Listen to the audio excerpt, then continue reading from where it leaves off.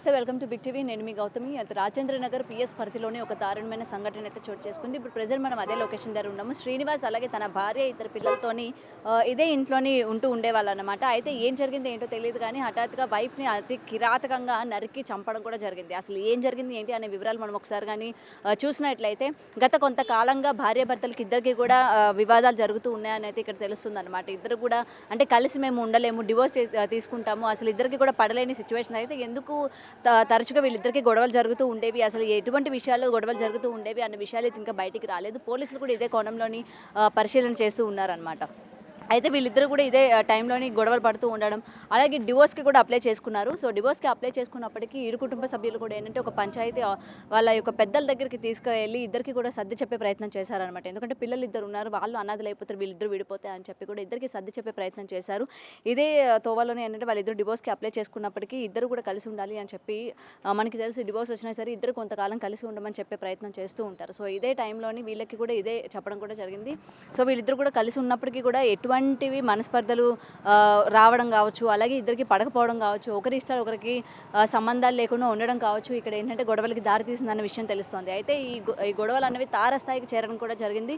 నిన్న రాత్రి అసలు దేనికి వీళ్ళిద్దరికి గొడవలు జరుగుతూ ఉన్నాయి, అసలు ఎందుకు గొడవ పడుతూ ఉన్నారు, కుటుంబం సభ్యులకి అంటే ఫ్యామిలీ రిలేటెడ్ ఇష్యూసా, లేకపోతే ఆస్తికి తగాదాలా, లేకపోతే ఇంకేమైనా పర్సనల్ ఇష్యూస్ ఉన్నాయా అన్న విషయాలు అయితే ఇంకా క్లియర్గా తెలియదు అనమాట. అయితే నిన్న నైట్ దారుణంగా వైఫ్ నిద్రిస్తున్న టైంలో ఏంటంటే ఇంట్లో ఉన్న సుత్తిని తీసుకెళ్ళి భార్య తలమైన చాలా దారుణంగా కొట్టి చంపిన సిచ్యువేషన్ అనమాట. శ్రీనివాస్ తన భార్యను చాలా కిరాతకంగా నిద్రిస్తున్న టైంలో చంపారు. అయితే ఇది అరౌండ్ మిడ్ నైట్ జరిగినట్టు కూడా తెలుస్తుంది.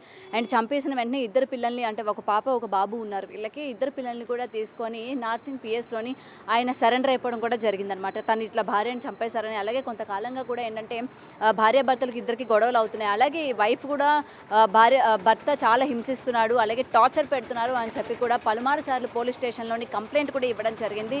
అయినప్పటికీ ఎటువంటి చేంజ్ కూడా అతని హస్బెండ్లో కూడా కనిపించలేదన్నమాట. సో ఇలాగే గొడవలు అవుతుంటే ఆమె పోలీస్ స్టేషన్ని ఆశ్రయించడం, మళ్ళీ పోలీసులు సర్ది చెప్పి వెనక్కి పంపించడం, అలాగే కుటుంబ సభ్యుల్ని ఆశ్రయించడం, కుటుంబ సభ్యులు కూడా పిల్లల మొహాలు చూసి ఇద్దరు కూడా కలిసి ఉండమని చెప్పి ఇద్దరికి సర్ది చెప్పి ఇద్దరు కూడా కలిసి ఉండేటట్టు కూడా చేయడం. వీళ్ళకి ఏంటంటే ఎవరు ఎన్ని చెప్పినా సరే వీళ్ళ దూరంలోని వీళ్ళే ఉన్నారన్న విషయం అయితే తెలుస్తోంది. సో ఇటువంటి గొడవలు చాలా తీవ్ర స్థాయికి చేరిపోయి నిన్న హత్య చేసే విధంగా పాల్పడినట్టు కూడా తెలుస్తుంది అనమాట. మరి అయితే పోలీసులకి సరెండర్ అయిపోయిన తర్వాత శ్రీనివాస్ ఏం చెప్పాడు, అసలు ఎందుకని చంపాల్సి వచ్చింది, అంత తీవ్ర స్థాయిలోని రాత్రి ఎటువంటి వాగ్వాదాలు జరిగాయి, ఎందుకు అంత గొడవ అంత స్టేజ్కి ఎందుకని వెళ్ళింది, వీళ్ళు ఇంట్లోని కుటుంబ సభ్యులకి వాళ్ళ పెద్దలకి ఎవరైనా షేర్ చేసుకున్నారా లేదా అనే విషయాలు కూడా తెలియాల్సి ఉంది. ప్రజెంట్ ఇద్దరు పిల్లలు కూడా ఏంటంటే పోలీసుల సమక్షంలోనే ఉన్నారనమాట. బాడీని పోస్ట్ మార్టం నిమిత్తం ఉస్మానియాకి పంపించడం కూడా జరిగింది. వాళ్ళ కుటుంబ సభ్యులు అందరూ కూడా ఉస్మానియా దగ్గరే ఉన్నారనమాట. అండ్ పిల్లలిద్దరిని కూడా కుటుంబ సభ్యులు తీసుకెళ్తున్నట్టు తెలుస్తుంది. ఎందుకంటే అటు శ్రీనివాస్ని కూడా ఇప్పుడు జైలుకు వెళ్ళే పరిస్థితులు కనిపిస్తూ ఉన్నాయి, ఇటు తల్లి కూడా లేదు. మరి కుటుంబ సభ్యులు ఆ ఇద్దరు పిల్లలకి ఆసరాగా అవుతారా లేదా అన్న విషయం కూడా తెలియాల్సి ఉంది. ఏదైనా క్షణికావేశంలోని నచ్చితే ఉండాలి, నచ్చకపోయినా సరే విడిపోయి బ్రతకడం అనేది ఈ మధ్య కాలంలోనే ప్రతి ఒక్కరికి తెలియకుండా పోతుందన్నమాట. ఒకవేళ మనకి నచ్చకపోతే ఏ విధంగా అయినా ఆ మనిషిని మనం చంపేయాలే తప్ప కలిసి ఉండడం కానీ లేకపోతే వాళ్ళని విడివిడిగా ఉంచడం కానీ చేయకూడదు అన్న విషయాలు అయితే ఈ మధ్య కాలంలో మనం చూస్తున్నాం. రొటీన్గా జరుగుతున్న కేసెస్ కూడా ఇట్లాంటివే. ఒకరికి నచ్చకపోయినా, లేకపోతే ఇద్దరి మధ్య మనస్పర్ధలు ఏర్పడినా, లేకపోతే డివోర్స్కి అప్లై చేసుకున్నా, లేకపోతే గొడవలు జరిగినా ఇట్లాంటి టైంలోని చంపడం ఒకటే పరిష్కారంగా వీళ్ళు ఏంటంటే చూస్ చేసుకుంటున్నారనమాట. మనం చూస్తుంటే రీసెంట్గా ప్రతి కేసులో కూడా ఇలాంటివి వెలుగులోకి వస్తున్నాయి. నచ్చకపోతే చంపేయడం ఒకటే దీనికి పరిష్కారం అన్న విధంగా ఈ చంపడం అన్నది వీళ్ళు చూస్ చేసుకున్నారనమాట. కానీ చావు అన్నది అసలు చాలా సింపుల్ అయిపోయింది ప్రతి ఒక్కరికి కూడా. నచ్చకపోతే విడిపోయి విడివిడిగా ఉండడం మానేసి ఇట్లాంటివి ఏంటి అని చెప్పి మరికొంతమంది కూడా క్రిటిక్స్ కావచ్చు, లేకపోతే సోషల్ యాక్టివిస్టులు కావచ్చు దీని వెనక మనకు మాట్లాడుతూ ఉన్నారు. సో రోజుకి ఇట్లాంటి క్రైమ్ కేసెస్ కూడా దారుణంగా పెరిగిపోతున్నాయి.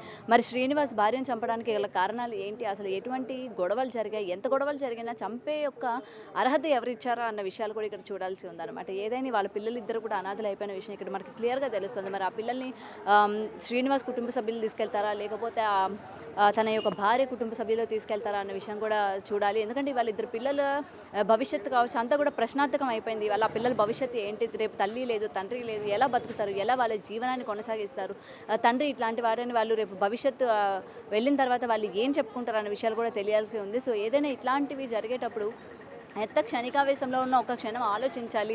ఇలాంటి ప్రతిదానికి కూడా ఏంటంటే చావు లేకపోతే చంపడమే పరిష్కారం కాదన్న విషయాలు అయితే ఇక్కడ క్లియర్గా ఎప్పటికప్పుడు చెప్తూ ఉన్నా సరే ఎవరు ఆ కోణంలోని ఆలోచించే ప్రయత్నం కూడా చేయడం లేదన్నమాట. వాళ్ళు అసలు ఎన్నాళ్ళ నుంచి ఇక్కడ రెంట్కుంటున్నారు? 5 నెలలు అయింది. 5 నెలలు 5 నెలలు అయింది. ఎప్పుడైనా సరే గొడవలు ఆడుకోవడం కానీ ఎప్పుడైనా మేమైతే వినలేదు, ఇప్పటికి నేను వినలేదు, ఓకే ఆవిడ ఎప్పుడైనా మీతో మాట్లాడలేదు, బయటికి వెళ్ళలేదు ఆమె, ఎప్పుడు బయటికి వెళ్ళలేదు. ఆయననే వెళ్తాడు బయటికి, పిల్లలే బయటికి వెళ్తారు, వాళ్ళు ఎప్పుడు వెళ్ళలేదు ఆమె అయితే. ఆమె ముఖమే చూడాలి మేము.